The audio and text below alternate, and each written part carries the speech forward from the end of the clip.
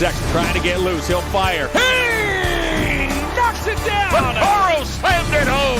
Garland upstairs. Oh! Sexton inside. A thunderous dunk. And Allen blocked the shot at the rim. Welcome to the Chase Down Podcast, part of the Cavs Media family. I'm your host, Justin Broen. Support for this podcast and the following message comes from Zoom. 500,000 businesses connect using Zoom, a single platform for phone, chat, workspaces, events, apps, and video. Zoom enables real-time collaboration for teams around the globe. Zoom, how the world connects. And connecting with me now live via Zoom is my co-host, Carter Rodriguez. Carter, how you doing, buddy? Doing good. Had a quick jaunt to San Antonio over the weekend for a work trip and recruiting DeJounte Murray. I see what's happening. Naturally, that's what I had to go do. But no, it was good. I actually got a chance. I love being further on the West Coast, even on Central Time. It's just easier to stay up late for playoff games. And no, it was great. I've been really, really, really enjoying the postseason. I think the only series I'm struggling to care about is Grizzlies Warriors, and that's more injury induced at this point. And everything else is just super fun. Hey, it was a little more competitive now that John Morant's out, so maybe Memphis has a chance to extend that series. I think the playoffs have been incredible. I've seen some people complaining that they haven't been able to enjoy it because of the conversation after games, and it's a little blamier than normal, isn't it? It is, but also like none of that's real. You can go offline pretty easily, and but the players are partaking. That's the biggest difference. This isn't just Twitter gripery. It's very much like part of the actual discourse, which is very interesting. I don't know. I don't think I like it.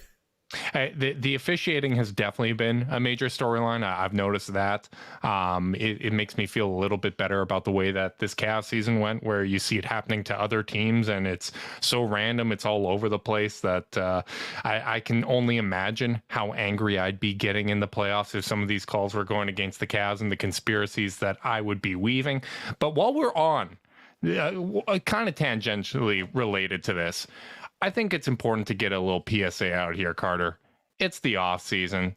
You guys stop falling for fake reports. There is a limited number of people that do a very good job covering the Cavs. If it's coming from Brian Windhorst, Chris Fedor, Evan Dammarell, like the people that actually like attend press conferences and work this beat, then you can believe it.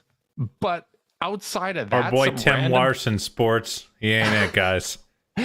Honestly, like for the amount of news, Cavs news that actually gets leaked, that actually happens, which is rare. Like you're not getting it from some random account that is making their first scoop. So let's calm down. The offseason is wild enough without believing fake reports. So I think that's an important little PSA before we get into today's pod.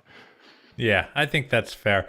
I also, you did pivot away from something I thought was great, which was you saw fan bases and teams complaining about refs nonstop, and instead of thinking, hey, we shouldn't do that when we get there, you just empathized. You just went straight to, yeah, I'd be cooking up some crazy stuff too. My favorite part was Celtics fans complaining, and that was a really poorly officiated game. The one that they had the gripe with the Marcus Smart foul and all that, which I think should be on the floor. It was a rip through and all that, but I love the fact that they were claiming that it was rigged rather than just a poorly officiated game when they shot 17 free throws in a row without Milwaukee shooting one. I don't think that's what a rigged sporting event looks like, Carter. And I'll tell you what, I think it is something to do with the chippiness and the physicality of these teams. Like Suns play such ugly basketball, like defensively. The Celtics, like you got away with mauling Kevin Durant for an entire series in the series prior. Like I guess the calls have kind of turned against them a little bit, and where they're actually calling some of that stuff. But like I just think it's a byproduct. Like feelings are going to get hurt when things are this physical, and I love it though. I think it's awesome basketball to watch.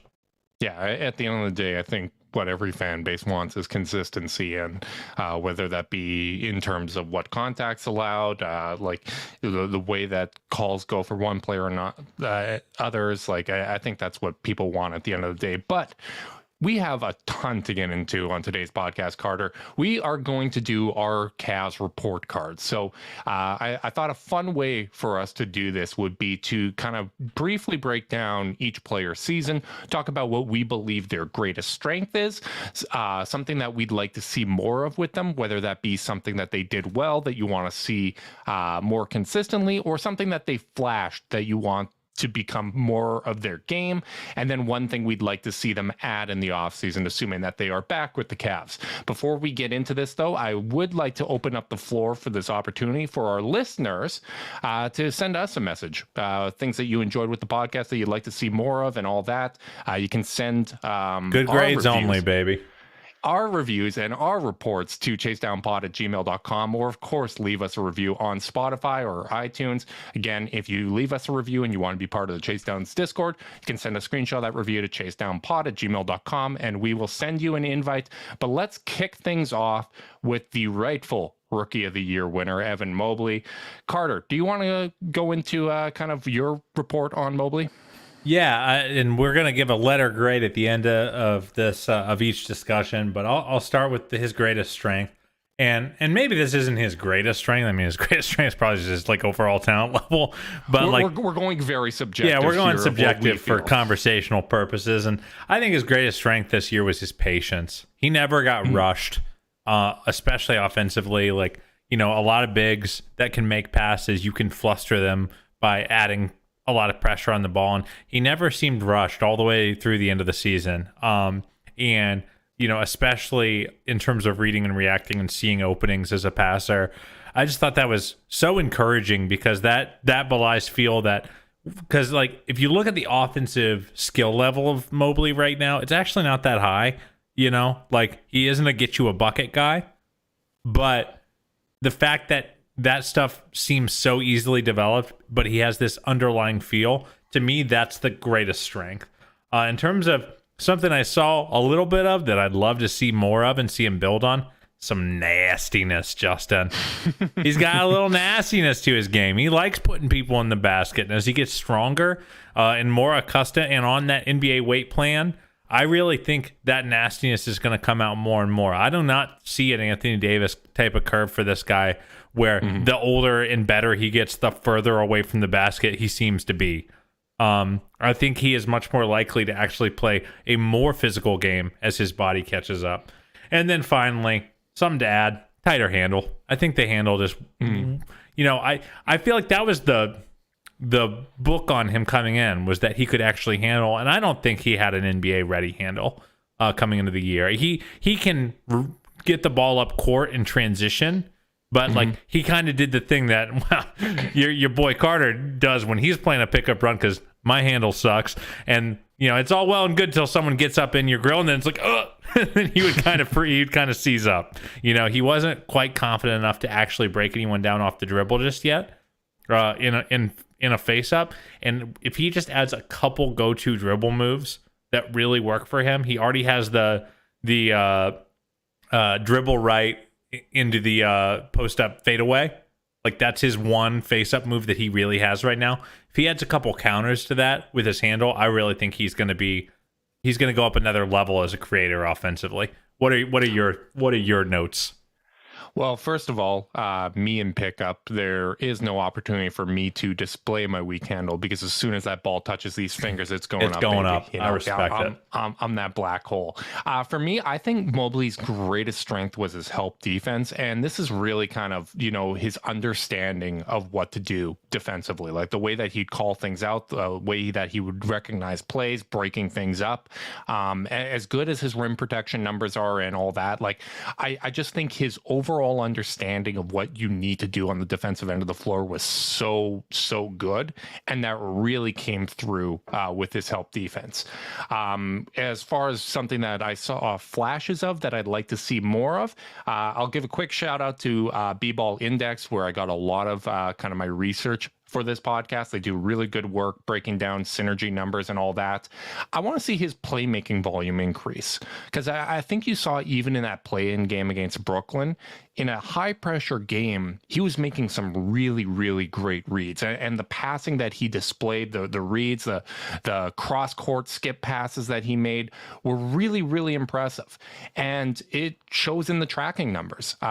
He is in the 98th percentile in passing versatility, according to B-Ball Index, which this number or this metric looks at passing data on assists from scoring play types and Sport Radar data on assist location to gauge who is passing from what types of looks to reward more well-rounded passers. He was also in the 83rd percentile in overall playmaking talent, which factors in passing creation, volume, passing efficiency, passing spread, passing creation quality, and scoring gravity. The volume was just so low. He was only in the 57th percentile when it came to that. It's something that we saw in flashes, and maybe it comes with a tighter handle and a little bit more ball security and a little bit better shot making, that once those aspects of his game come into play, you see it open up the playmaking opportunities. But I was really, really impressed with his feel for the game there. And I was going to say shot making for what I'd like to see him add. But honestly, I think I'd really like to see reliable screen setting out of him. Oh, that's a great thing. That would be a game changer for him. I just think it opens up so much. Like, let's say next season we run it back. Lauri and Kevin Love are both on the team. And you bring in a small forward that's kind of eating some of those minutes. If like 16 of the minutes that Kevin Love plays are with Mobley with the second unit, and Mobley is able to be that role threat to open up kind of the screen and roll game and replicate some of what Jarrett was bringing to the table, I think that would really, really open up a lot of opportunities. And I think it would also open up his vision in the short roll, because there just weren't a lot of opportunities for him to showcase that when he's slipping in the double drag and, just not being that effective screen setter. So I think I would really like to see that. Overall, for a grade, I gave Mobley an A- relative to my expectations for him. I mean, relative to my expectations, it's an A. I thought he was insane. I thought he looked like a top 5, top 10 player down the line, and how could I not give him an A? So that's my pick. Let's move down the line. I'm gonna have you go back up again. Jarrett Allen. All right. Jarrett Allen, I think his greatest strength was his scoring off of movement and acting as a vertical threat, whether that be as a cutter, finding the passing lanes off ball, getting in the dunker spot, and then obviously as a screen and roll threat. He was in the 98th percentile in movement points per 75 possessions, so off of cuts and screens. No surprise there, especially when he's playing with such a talented playmaker in Darius Garland. Just really excited to see that aspect of his game continue, especially when the Cavs add more ball handlers, assuming Colin Sexton's back, a full year of actually playing with Caris LeVert potentially. Really excited to see that develop. Something I'd like to see more of, not necessarily a weakness, but I'd like to see him secure defensive rebounds. He was only in the 73rd percentile when it came to defensive rebound success rate. So I would just like to see him become a little more reliable ending possessions, because I think that would make a really, really big difference for this Cavs team that, is trying to win in the margins. They're trying to overcome some teams that might have more experience or more talent. I think securing those stops would be really important. And one thing I'd like to see him add is a reliable free throw shot. Again, the improvements in the margins, I think, would make a really big difference for Jarrett Allen. He's taken such big strides, showing creation in the post and all that. If he could just knock down those free throws at a little bit better of a rate, like get that 70% up to like 75, I think that would actually make a really big difference, because you look at some of these Cavs close losses last season and they came down to free throws. And obviously with the amount of load that he carries, he's an important part of that. Yeah, I think those are all perfectly fair notes. It's actually nice that we've been pretty different on our notes thus far. And I think for Jarrett, to me, his greatest strength has been his gravity on both sides of the ball. I thought you felt him in whether he was there or whether he wasn't there more than any other player on the Cavs, except maybe Darius. in terms of being the only reliable screen setter that they had. And the reality is that screen setting also led to much better dives from him in the pick and roll as a finisher. Like Evan should not be any worse as a diver than Jarrett, but because Jarrett can dislodge them at the point of attack like he did, he was much more valuable there as a dive man in the pick and roll. And then on defense, he had similar gravity, like in a way that, he really snuffed out the paint this year, and made it an unpleasant place to go. And, and it allowed Evan Mobley to be the roamer on defense that he really showed he was best at. I did feel all season that when their roles were reversed, when Jarrett was the one switching out, they were a little more compromised, which is a testament to how good Jarrett is as an interior defender. And I just thought the gravity was really the story of his season. I think in terms of something I saw that I liked, it's a little nasty post game. I'm saying nasty a lot. It's probably not good. But like he had a lot better post game than I ever anticipated seeing from him in his career. I mean, I just think that you look at, his efficiency was quite good. Zach Lowe noted it multiple times.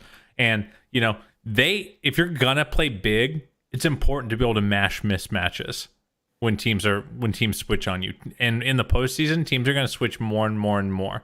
And they're going to play less defensive liabilities.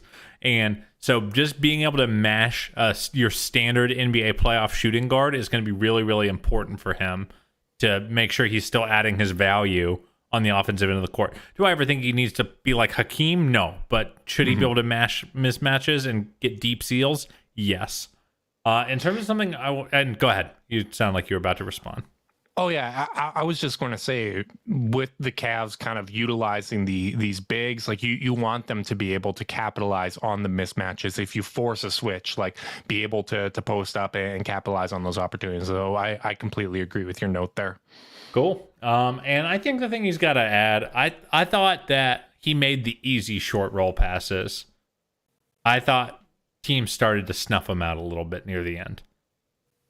So I think spraying out to the corners, not just the high-low with Mobley was pretty darn strong, but I think just spraying out to the corners and being, just making himself more versatile as a roll man. Because right now it is very much a little bit all or nothing. So I think he worked on that, and I think he showed it. But I think, there's a difference between blitzing Darius and Evan being the outlet 20 feet from the hoop, being able to create and spray out passes, and Jarrett.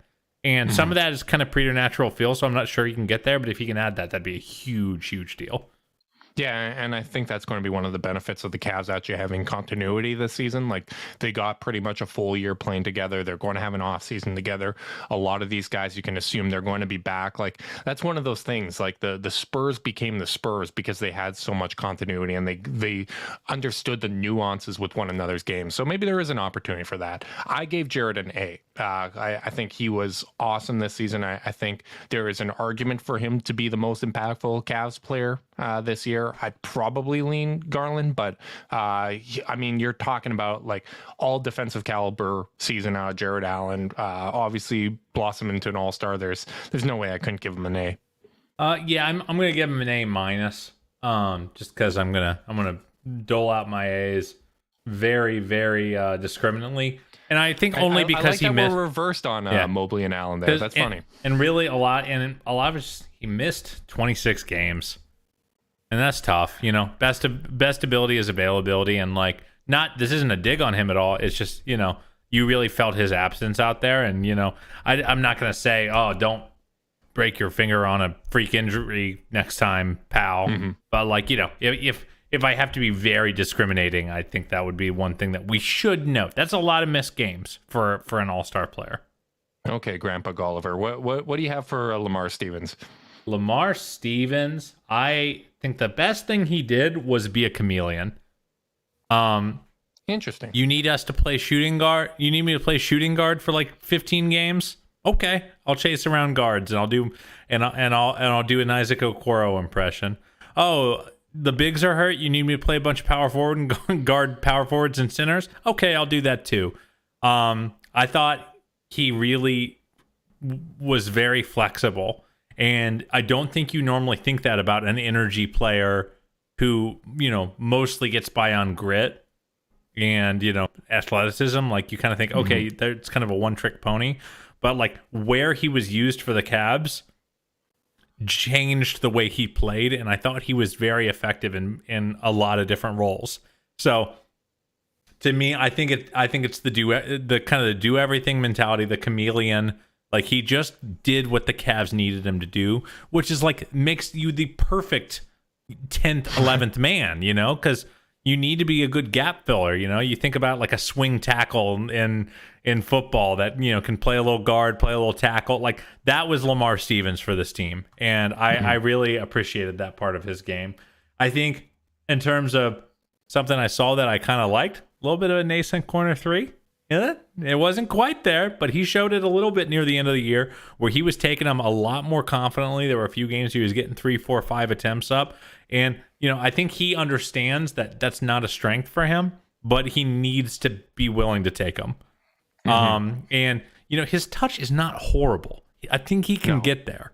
So, and that actually dovetails very well into my what I like to see him add, which is an actual corner three, not just a nascent one, but an actual one. Because I think you'll be shocked to hear that is also what I had for him to add. Like, if your boy can shoot, I mean, that's just everything for him, and he is suddenly goes from a fringe NBA player, which 10th, 11th men are, that's no slight, to an actual legitimately helpful rotation piece. You know what? You're completely right. That was what I had for him to add as well. It's funny, you didn't bring up his defense, and I didn't list his defense because I assumed that you were going to bring it up. But for greatest strength, actually, one thing I wanted to highlight for him is he did a really good job finishing around the rim. He was in the 89th percentile, really strong physical. He displayed that touch that you were talking about. And in a lot of those second unit minutes, he had a quick first step, got to the basket, finished strong. And it was really, really encouraging. There was a lot of times where Cavs needed a bucket and he actually was able to generate that. Now, there are a lot of offensive limitations to his game, but I was really impressed with that. And that ties into something that he showed flashes of, but I'd like to see him add, and that's the screen setting. When I look at the Cavs and you look at how you can build this roster out and how the offense can evolve, I see a lot of I think you want to do a lot of things similar to the way that the Warriors do, where everybody's setting back screens. They're active. There's a lot of movement. There's chaos. They play in an unconventional way. Yeah, the Cavs do it with more size, but I'd like to see that Lamar Stevens screen setting to either free up cutters or to generate roll opportunities. I mean, I think people sometimes jump the gun a little bit when they talk about Isaac Okoro and they want to put him in that Bruce Brown type role, but I'd really like to see Lamar evolve in that kind of a role, whether it be a Bruce Brown or a PJ Tucker type, where, physical screen setter generates opportunities out of that, and some of the offensive limitations get hidden as a result of that. Like, get him the ball in movement and watch him go.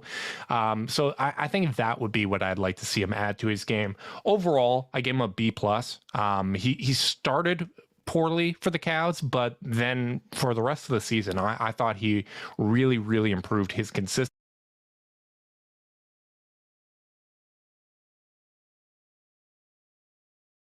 up quite a bit in the rotation as a result of the injuries that they had.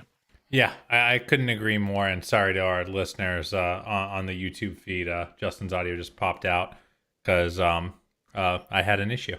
But there you go.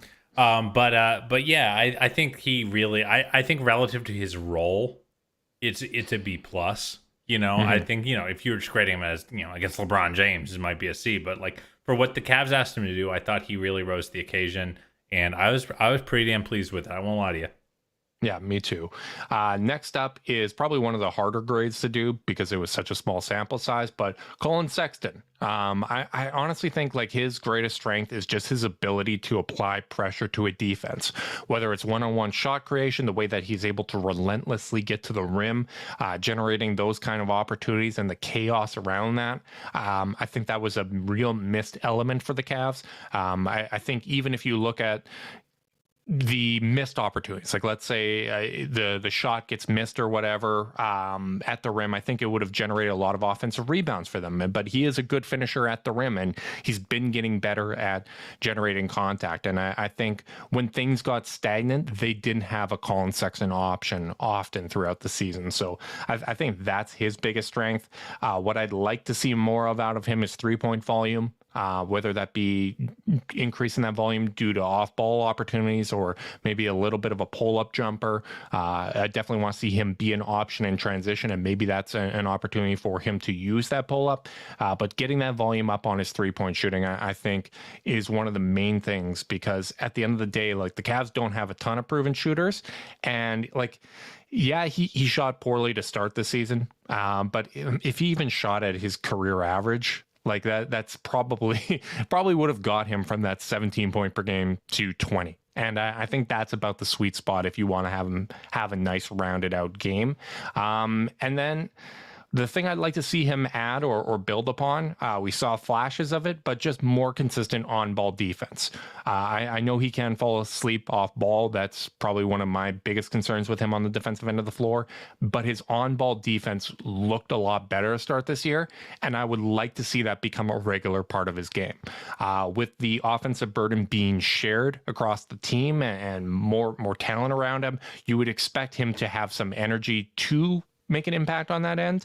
Often defense for guards is something that does take time. You don't, especially high usage ones. It's very tough to do that early in your career. I don't think this is like a Donovan Mitchell type situation where just there's no effort. It's getting worse. What's that? Where it's getting worse. Right, where it's getting worse, there's just no effort on that end. Like you see Sexton, like he will make a spectacular defensive play. He will lock in a close game, and obviously there are going to be limitations to what he can do on the defensive end of the floor. But I think if he brought consistent on-ball defense at the very least, especially when you look at the help that is around them, I think that would make a big difference, because you look at Lauri Markkanen, what he can do just by being in position within the Cavs defensive scheme. Like I think there's a real opportunity for Sexton to have an impact on that end. Yeah, I think you're right, and I think you should actually I think it should be about off-ball defense for him. I think it isn't about on-ball. I thought he was pretty fine on-ball last year. I thought so too. So I think in terms of something he should add to his game, it is that off-ball focus. But for me, pretty similar on the strength. I wrote bucket getting. And I just thought he got buckets, like that Hornets game was crazy, to start the year. And obviously he had an up and down start as a shooter, but I thought his ability to consistently generate good looks, consistently beat his man, was sorely missed down the stretch of the season. So yeah, of course, the absence makes the heart grow fonder, man. And I missed Colin as a bucket getter. In terms of thing I saw that I'd like to see a little bit more of, that I liked, baseline cuts. My man had the D Wade cuts down this year, and as the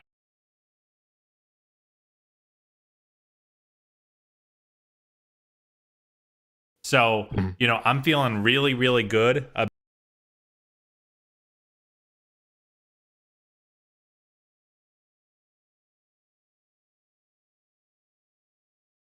Can you hear me? I can hear you now. Okay, I don't know what's going on with my mic. It's like literally just like powering down and powering, or my mixer's like powering down and powering up. Gonna have to look at that after, because I'm not touching anything. That's going on the report card, Carter. Well, put it on my permanent record, please. But yeah, I thought as a baseline cutter, he showed something, and if he's consistently able to do that and get cheap points, both doing that and in transition, that's going to really, really help a Cavs offense that's always going to kind of struggle to be, top 10, just because of the way their personnel is structured right now, where their skill set of their team is right now. In terms of thing I'd like to see him add is consistency as a shooter. The guy, if you're watching a 10-game stretch, could either be one of the best shooters in the league or one of the worst.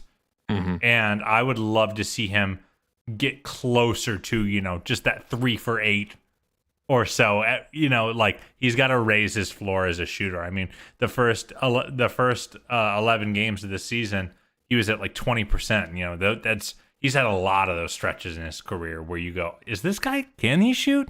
And then he'll just torch the nets for 2 months. So it's like, I just want to see that consistency, because ultimately consistency begets gravity, begets breaking defenses. And the Cavs didn't have a lot of guys other than Markkanen, Love, and Darius that really consistently demanded that you pay attention to them off ball as a shooter.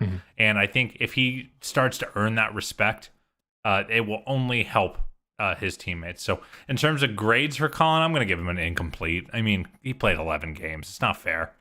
Yeah, I put incomplete /B. Like I what if one of us is just like F? Hey, Sexton's start of the season was like, from a process over results standpoint, I thought it was great. Like I thought it was really, really encouraging. We've seen this type of an adjustment from him before, like adjusting to a new role, and he's in a bit of an offensive funk and he figures it out.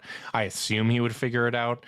I saw Chris Fedor was answering a question on, is Colin Sexton polarizing? And I had a good chuckle at that, because that feels like a solely online thing where Sexton's polarizing, because like there is nothing that guy does that, like there's nothing off court. There's never been any issues. Like his skeptics, a lot of them he's won over. Like you look at the relationship with Kevin Love at the start to where it is now. Like that guy is so not polarizing. But I feel like that is solely a Twitter thing, where just the online discourse gets weird with him. I disagree with that. I think you're wrong, to be honest.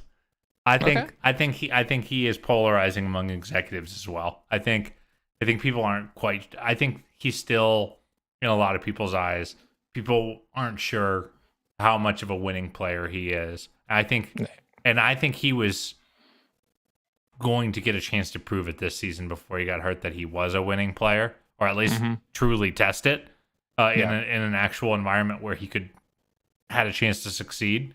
And I still think the jury's a little bit out. I think, like there is a degree of like, hey, like, is this going to work at the highest levels? Because there's a long history of great scoring guards that, don't quite have enough juice creatively when the games get tight. I think he can do it. But, like, I think it's fair to say he is polarizing, just because unless you just don't think he's that good, and in which case then there's no mystery, But, like, I think there is a degree of mystery around Colin still, and, I hope to see it play out. Well, hopefully he'll put on a Browns jersey a little more often, so people will be willing to overlook his flaws like they do with CJ McCollum. You're out of your mind. I am, but at least I'm consistent. Isaac Okoro is up next. For best strength, I put on-ball defense, just his positioning, the way that he navigates screens. I think he does a really, really good job being responsible and doing his role on-ball defense. For what I'd like to see him add, just everything. Like, yes, like I turn the volume up on basically everything he did. And we've discussed how there's probably going to need to be skill development in order to do that. But our buddies at It's Cavalier Podcast, Mac does a terrific job putting together highlight videos. Go watch Isaac Okoro's season highlights, and he looks like one of the best players in the league. It is ridiculous when you look at the finishes he does, like the flashes of everything that he does on the court looks so exciting. But because it's chronological, you can tell, like, oh my God, there was like 3 really good highlights, and then the opposing jerseys change. And you're like, oh, there was not really a lot of highlights within that one game. But when you string it together throughout the course of the season, he is a talented finisher around the rim. He was hitting those outside inside shots as the season progressed. Just turn the volume and the frequency up on everything he does. And I think Kobe Altman put it perfectly when he said the goal for this offseason for Isaac is unlocking his offensive game. I think people do not factor in how young he is enough. It doesn't enter the conversation. Like, Matisse Thybulle is a worse offensive player than Isaac Okoro, and he's 4 years older. Like this, I think he's as good of an offensive player as Isaac Okoro. I think he is. Look it up, Carter. He is a worse offensive player. That dude sucks offensively. And then what I'd like to see Okoro add is a reliable handle. Obviously, that ties into unlocking everything. But I would just like to see that handle improve. But Carter, I will fight you to the death on this. He is a worse offensive player than Isaac. I mean, if they're both bad at offense, I'm not that interested in splitting hairs. And I think Isaac's bad at offense right now. I think he has a chance to get better, but I think he's bad at it right now. In terms of my strength, I mean, we have almost the exact same list of things actually, but in terms of strength, I said elite perimeter defense and actually elite perimeter defense. I think for last year, he looked like a good perimeter defender. I think this year he was a good perimeter defender. There were way more instances of him actually shutting people's water off and affecting games on that end of the floor. So I got to give him credit on that one. In terms of something I saw that I liked, right corner three, baby. Just get good at that, Isaac. He was doing it for a minute on 1 or 2 attempts a game. Keep doing that at 4 or 5 attempts a game, and we are happy. I don't need that much more from you, buddy. In terms of learning how to putt. Yep, it is a functional game changer if you can shoot 38% on 4 shots a game from that corner. That's all you need. In terms of, I also have handle as the thing he needs to add. I just think, especially as a below the rim finisher, and he is below the rim. I mean, I was playing Lamar Stevens highlights earlier in this pod, and Lamar is an above the rim finisher. You see the way he rises up, and his angles are inherently a lot easier when you're an above the rim finisher, when you have a little bit of extra size. Isaac has that Jay Crowder vibe when he attacks sometimes, where it's like a lot of like finger rolly stuff when he doesn't get enough step. Like sometimes he gets enough steps to really power and rise up. But most of the time, dunk on 3 people. Yeah, most of the time though, as a layup finisher, he is below the rim. So if you're gonna be that, that's fine. But you have to generate better angles on the way to the hoop, and he can't do that right now. So until the handle gets better, I think his ability as a driver is going to stay very, very limited. So I think in terms of a grade for Isaac, I'd say a C+. I think I went C+ too. I wanted to see more from him. And I thought that he showed small flashes over the year, but it's hard not to maybe overcorrect on the postseason, the 2 games they played where he was functionally, hard to play. Yeah. So I think C+ feels right for Isaac. Let's move on down the line to Lauri Markkanen, who had a weird year. Really weird. You're really, up, Justin. Really weird. So greatest strength, I put gravity. I think just the pull that he has from the outside, coming off screens, all that makes the biggest impact. One thing I'd like to see him add, I'd like to see him roll to the basket a little more and quick post ups with deep position. I don't want to see him back down from 15 feet out, but I'd like to see him take advantage of those mismatch, whether it's a baseline cut to a quick post up or something along those lines. I think that would be really, really impactful. He was actually in the 97th percentile in post-up impact and did a good job drawing fouls in those situations. And what I'd like to see him add is attacking the glass on both ends. Take advantage of that size. I know it's not really part of his game, but it's not like he's a terrible rebounder. I just would like to see him be a little more assertive in those situations, because Cavs have to be able to take advantage of the length that they have when they are employing that 3 big lineup, and especially when he's at power forward. Yeah, I think I love all these notes, and they're really, I'm not too far off on most of them. I think that I want to talk about the rebounding stuff first, because my thing that I saw that I'd love to see him improve is attacking the offensive boards. I love the idea. That's one of the spots where he really shows his athleticism at his size, which is he had some nasty putbacks this year. And if I'm JB, I'm kind of encouraging him to attack those a little bit more, because he can really leap, and he's so tall and long that he can generate some angles by attacking those offensive boards in a way that really is valuable. So I'll say that for his thing I saw that I'd love to improve. I think his greatest strength of this team was volume 3-point shooting. Yeah. As I mentioned, him, Love, and Garland were the only people that had any off-ball gravity at all. And even a guy like Colin Sexton, who is, who can hit a spot up, catch and shoot three. He kind of has to be. A lot of those guys need to be wide open for them to really want to pull. He's one of the guys who can pull a contested three, and you can feel good about it. Yeah. So like those lightly contested threes. So I thought that was his biggest strength. I think the biggest thing to improve on is, I know this is gonna feel trite to say, but rim protection, man. You're 7 feet. I wonder if, like, the most positive outcome here, is you can learn to do this. He is not physically incapable of being a smart defender, and being a helpful defender. Brook Lopez was one of the worst I was just about defenders. To say Brook Lopez. He was one of the worst defenders in the league for the first 10 years of his career, and then his role got simplified. His coach said, hey, here's what we need you to do. We're going to flank you with elite defensive talent around you. Sound familiar? Yeah. And Brook is now, Brook is one of the best rated defensive players in the league every year. Now they have different profiles. Brook is enormous, and strong, and Lauri is neither. Do some squats, Lauri. Don't skip leg day, Lauri. But but I still think there is a road. I don't need him to be a good rim protector. I need the defense not to collapse when one of Evan or Jarrett is sitting. Yeah. And Lauri is moving up to the 4. So yeah, I agree. and I don't think it's too much to ask to say, hey, we need you to not kill us as a rim protector. I think his perimeter defense was fine this year. I think it was stellar. For his profile. No, what's funny about that for grades? I put B+ at the 3, B at the 4. I didn't at the 4. I think his minutes looked a lot more like what the Chicago Bulls fans were talking about with him. But I thought he did a really, really good job, especially when Mobley and Allen were out there. I would go B-.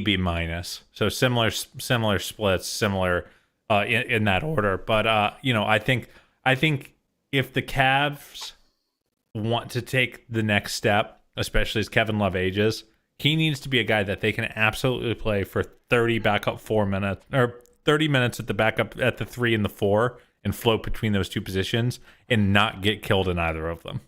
I agree. I think that's a really smart point. For Dean Wade, I put his decision-making and awareness on both ends as his greatest strength. Like, that guy just doesn't make a lot of mistakes out there. Plays good positional defense. He does the right things offensively, just knows his role. Really impressed with that. I'd like to see him improve with his screen setting. Again, similar note to Lamar Stevens, I think he can be utilized in that way to create some chaos. And what I'd like to see him improve on, Carter, or add, is more reliable three-point shooting. I think there's the assumption that he's this great three-point shooter. Only shot 23% from the corners this season, and in the 36 percentile for three-point shot making, which factors in degree of difficulty, openness, location, etc.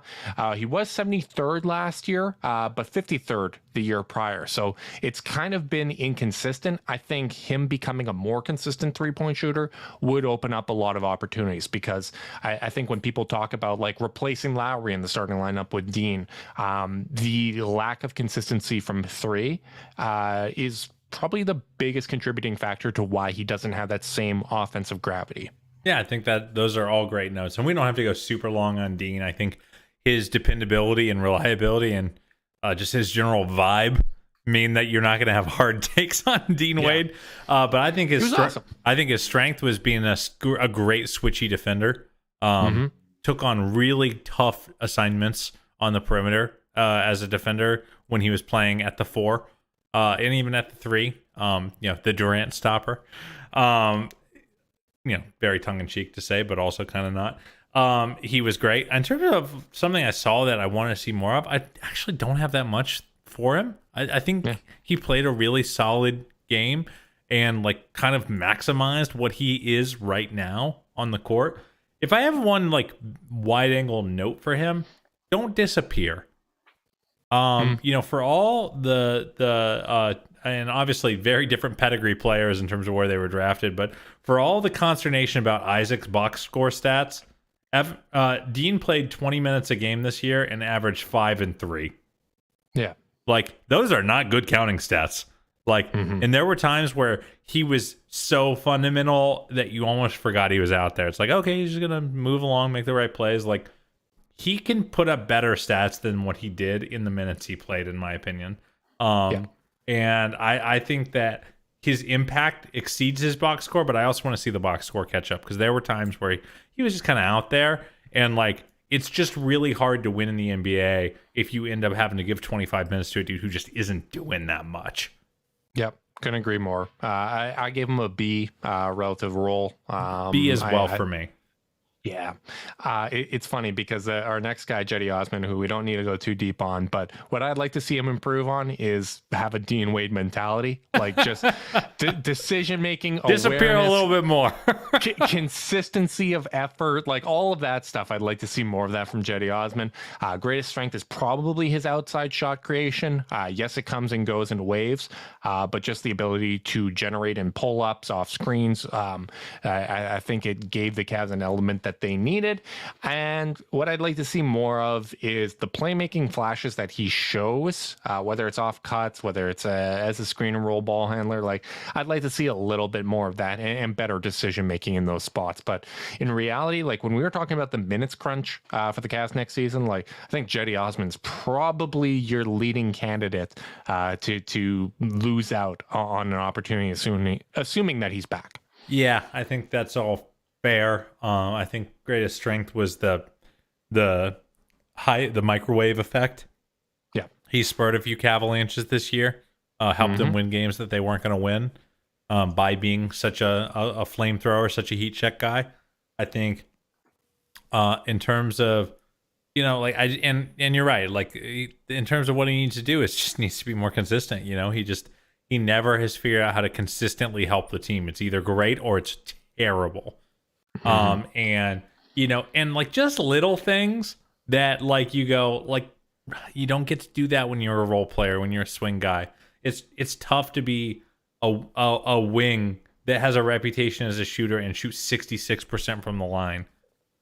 Especially when you actually do get to the line, like you have to make the most of your you have to make the most of your opportunities when you're in that role. And he had a great bounce back year, and it was going great until it wasn't. And it's hard to not account for the when it wasn't part, even though the when it was part was so fun. So I'm gonna go ahead and say I think a C or a C plus. I think if you had asked me 2 months before the season ended, I would have said a B plus, but I think it's a C plus for me.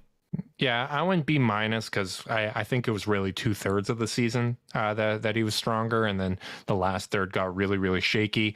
The next one that we have up is Caris LeVert, which I think is a pretty tough grade, but his greatest strength is pick and roll creation. As a pick and roll ball handler in terms of points per possession, he actually generated more on the season than Darius Garland, than anyone on the Cavs, which is surprising, but he didn't get to do that a whole lot, and a lot of that was because Jarrett Allen was out and Mobley hasn't developed as a screen setter, and even Dean Wade being out, I think had an impact. So I think that's a big part of why he wasn't as effective.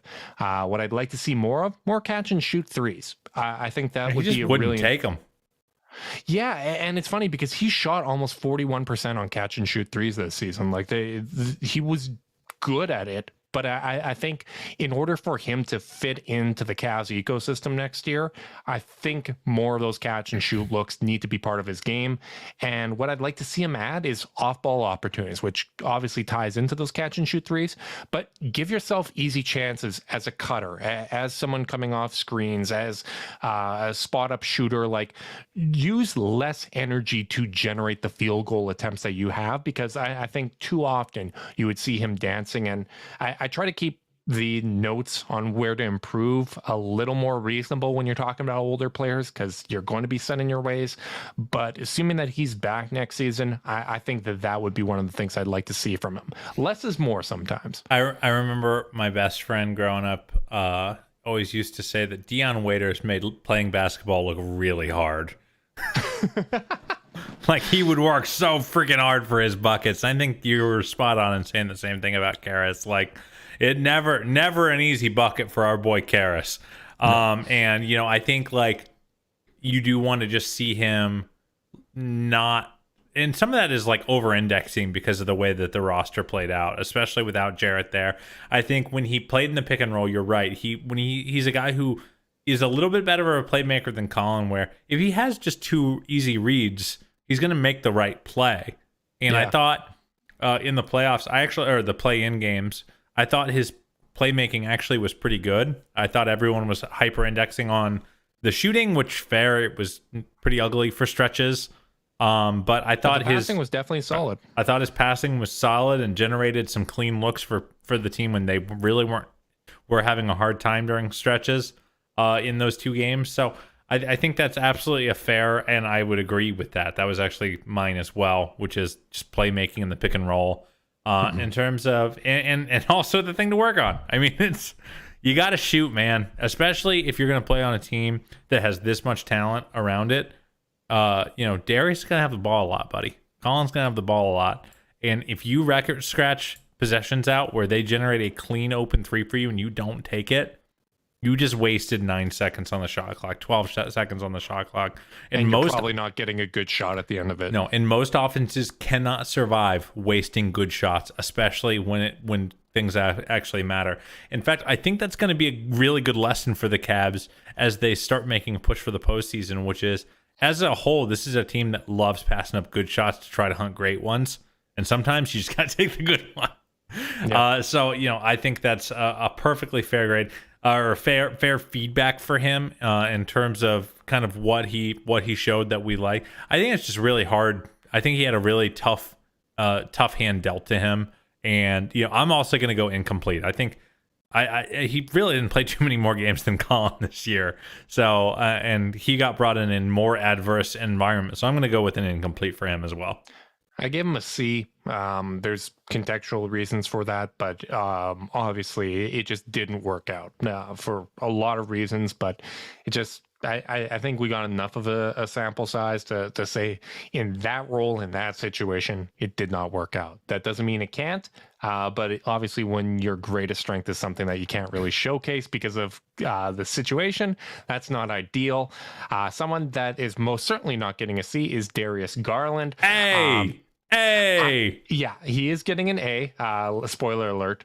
Greatest strength, I put manipulating the defense, like whether it's to create his own shot or others. Like realistically, like he had worse spacing this season than he had last season. And I think that is something to like, if you look up the contextual numbers on B-Ball Index, like that, it checks out. And yet he was still able to scale up his scoring, to scale up his playmaking, even with a bad back. Like we were worried after the All-Star break, we're probably getting 80% Darius. And even through those physical limitations, he was still productive in such an incredible way. And I think that comes down to his intelligence and his ability to manipulate the defense.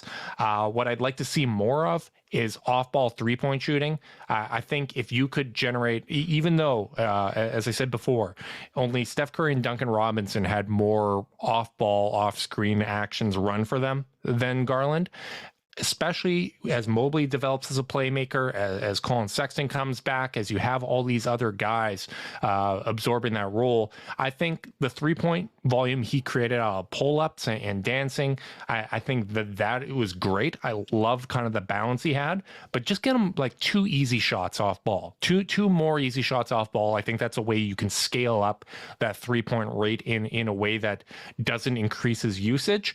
And then what I'd like to see him... Can I jump in with I want to break the formula a little bit. I want to jump in with my strength. And it was in the inverse of the Dean Wade criticism. You felt this dude every single night. I think people have already forgotten how freaking invisible Darius could be in his first 2 years. There would be nights where I'm like, dude, shoot. Yeah. Like, dude, do something. I mean, here's some stats for you, Justin. Usage rate went up 3 full percent from 24.9 to 27.8. 3-point attempt rate went up 5%, 33% to 30. Actually, really 6. He went up to 39% if you round up. His assist rate went up from 31 to 39.9. Like, this dude was everywhere for this team. And all without, doing the James Harden, Luka Doncic, heliocentric thing. You just felt him every single game. And like, I just feel like if he had a strength, it was he answered the number one thing we asked him to do, which is, I want to feel you every night, because the talent is there. We see the flashes, do it all the time. And whether it was Ricky Rubio in his ear, whether it was Colin going down, whether it was who knows, but this dude had a very deserved All-Star year. Yeah. No, I completely agree. I mean, you look at some of these percentiles, like when it comes to perimeter shooting, which is basically the talent grade on 3-point shooting attempts, accounting for shot making and shot creation, volume, the difficulty of the shots. He was all the way up in the 97th percentile. In playmaking talent, he was in the 100th percentile for players. Off-screen possessions, 91st. Off-screen finishing in those opportunities in the half court, 98th percentile. Like, up and down across the board, he was just ridiculously impressive. And I'd like to see, in terms of one thing I'd like to see him add, a little more grifting. He did a really good job with the rip-throughs away from the basket, punishing guys for reaching in, but the contact that he was taking at the rim was egregious. And some of that might be JB getting in refs' ears and experience and, more notoriety for referees around the league with Garland. But I also think he could do a better job selling that, because I think a lot of his rim finishing numbers, which are down, are the result of him getting fouled and there not being calls. And I expect as the spacing gets better, that's going to be more obvious when that contact's there. And he needs to make sure that he is letting it be known that he's getting fouled in those situations to increase that free throw rate. Yeah. I think that if I'm looking at something that I want to see him improve on, is the turnovers, man, was one of the weaker parts. I think what I would love to see him do is find a way to balance controlling the game without being careless. There were some stretches where, he was, getting 7, 8, 9 turnovers in a game. And whatever, you just crashed onto the floor. That was my dog. Hi, Nani. But yeah, I think in terms of, like, you just want to see him never lose control of the game. I think the Cavs lost some games this year where they just let go of their discipline offensively and just started handing the ball over. So some of that's going to be on Mobley's hands, getting better. But you look at the truly great point guards, the Chris Pauls of the world, the Steph Currys of the world. They don't typically, Steph, give the ball away and have those 8, 9, 10 turnover games, especially when they're not forced into them. Like, sometimes you earn your 10 turnovers. I thought he had a few games where he didn't. But overall, I mean, my God, he was so good. I get it. Yeah, there was definitely some... We're picking nets. There were some lazy turnovers. I will say this. I'm about a year away from caring about them. I still think we're at the point where I would like to see him take risks and figure out what he can and can't do. I would rather see him make mistakes in the service of that than be careful, like too careful, where you're not taking gambles. Like, especially next season, I think an overall note for this team, I want to see them play with more pace. Really get out, push the ball, take advantage of those opportunities in transition, take advantage of the stops that you're likely going to be able to generate. And that is naturally going to come with turnovers. Like, I don't want them to be a low turnover team, because I think if you're doing that, you are playing a very slow, methodical game, and you're not really, you're not generating the opportunities that I think they should be doing with pace. So I would agree with this take. I think it's fine to be a high turnover team.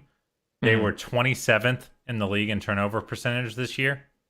It's not fine to be a high turnover team and be the 25th fastest team in the league.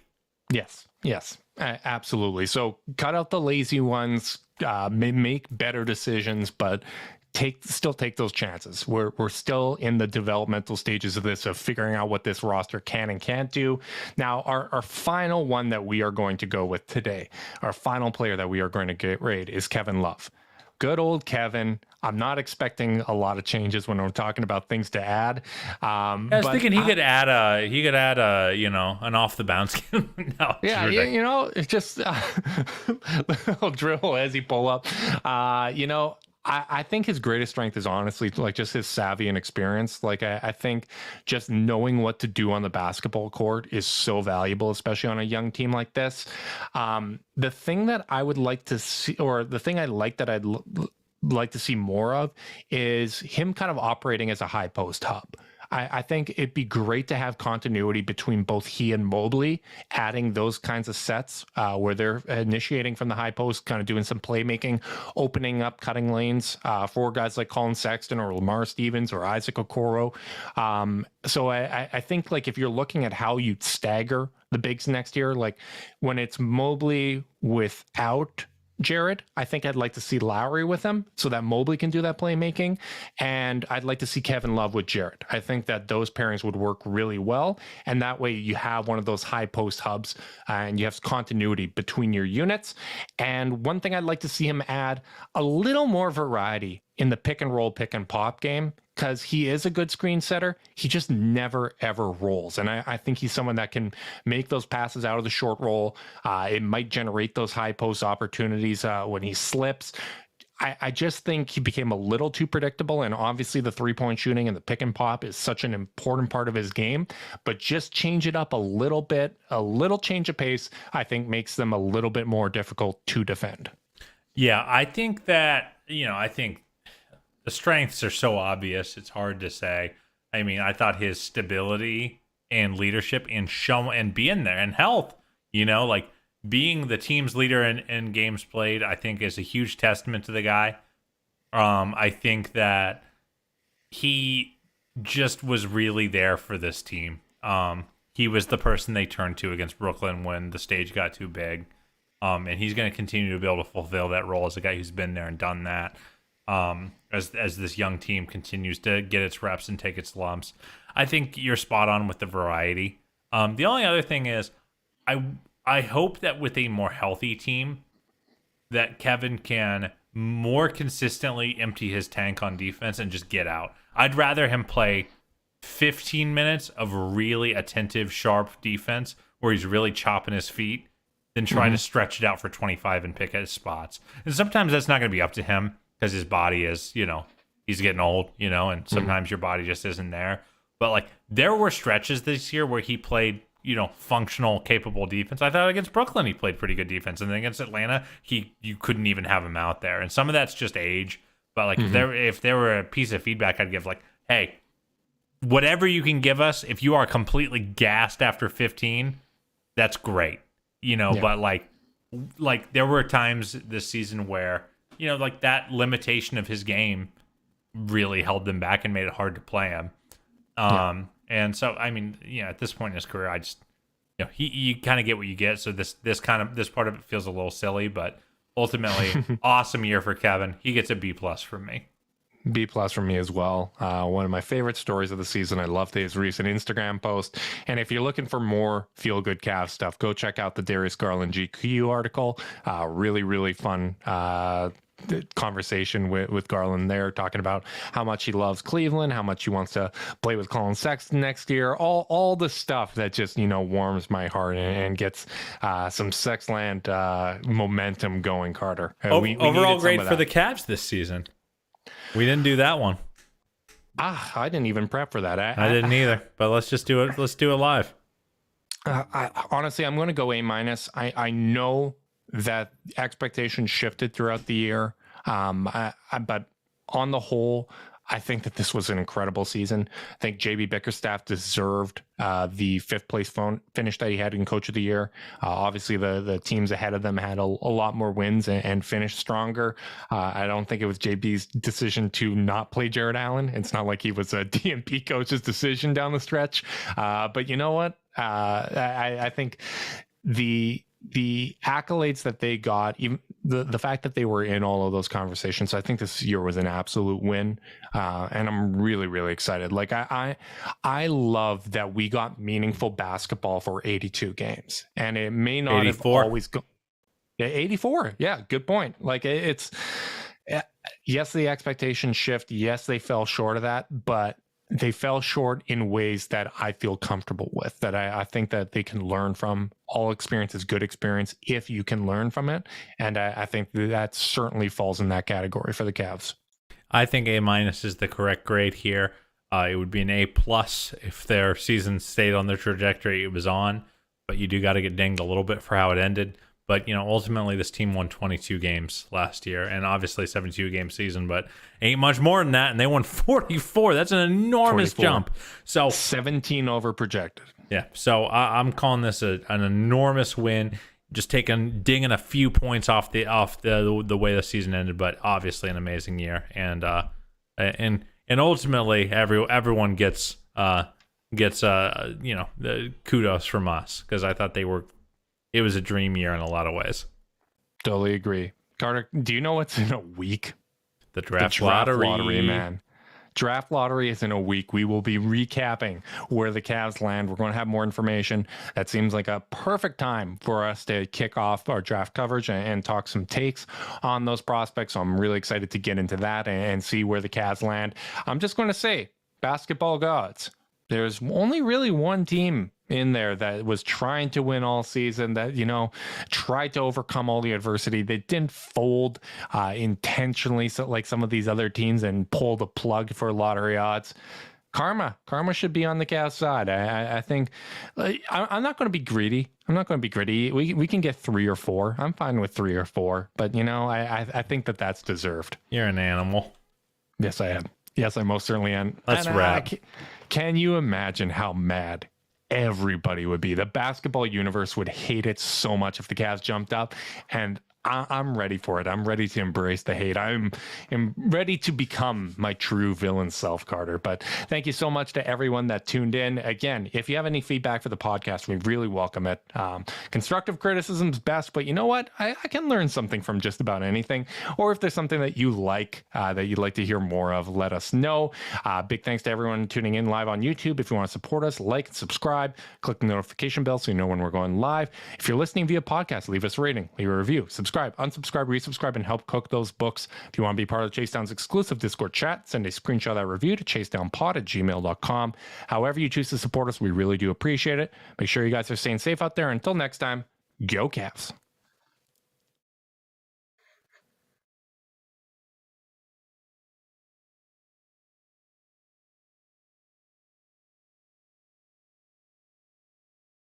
All right, sorry.